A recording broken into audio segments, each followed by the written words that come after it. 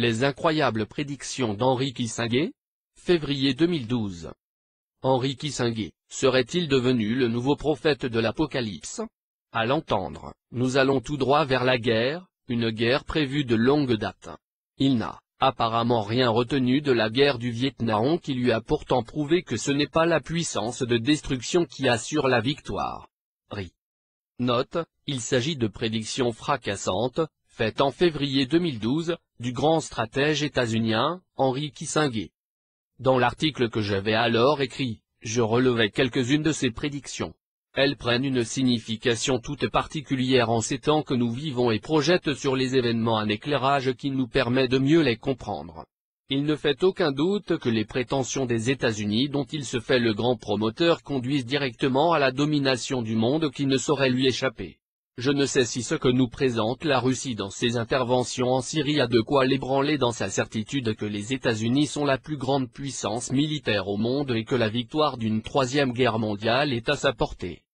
Lorsque ce géant de la politique internationale des États-Unis prend la parole sur ce qui se passe aujourd'hui dans notre monde, il y a lieu d'en prendre la juste mesure. Dans une interview accordée récemment depuis son appartement de Manhattan, il a eu des phrases chocs qui méritent d'être relevées. Sont-elles le produit d'un fin stratège qui joue une autre de ses cartes pour bluffer l'adversaire? Sont-elles le résultat d'un vieillard de 89 ans atteint de sénilité? Sont-elles tout simplement l'expression spontanée de ce qu'il pense vraiment?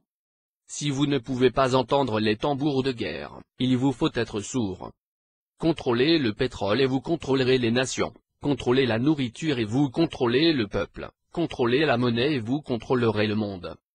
Les États-Unis appâtent la Chine et la Russie, et le dernier clou dans le cercueil sera l'Iran, qui est, bien sûr, la principale cible d'Israël. Nous avons permis à la Chine d'accroître sa force militaire et à la Russie de se remettre de la soviétisation, pour leur donner un faux sentiment de bravade. Cela va créer une mort conjointe plus rapide pour eux. Nous avons dit aux militaires que nous aurions à prendre plus de 7 pays du Moyen-Orient pour leurs ressources et ils ont presque terminé leur travail. Nous savons tous ce que je pense de l'armée, mais je dois dire, cette fois, qu'ils ont amplement obéi aux ordres. Le grand ours russe et la faucille chinoise seront réveillés de leur sommeil et c'est à ce moment qu'Israël va devoir se battre de toutes ses forces et de ses armes pour tuer autant d'Arabes qu'elle le peut.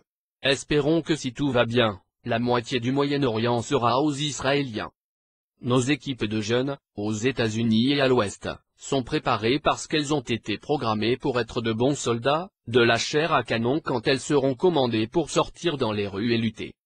La guerre à venir sera si grave qu'une seule superpuissance pourra gagner, et ce sera nous autres.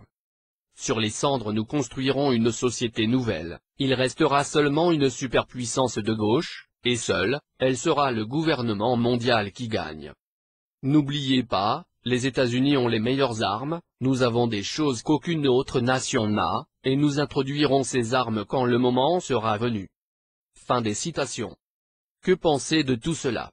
À n'en pas douter, les tambours de guerre se font entendre plus que jamais au Moyen-Orient.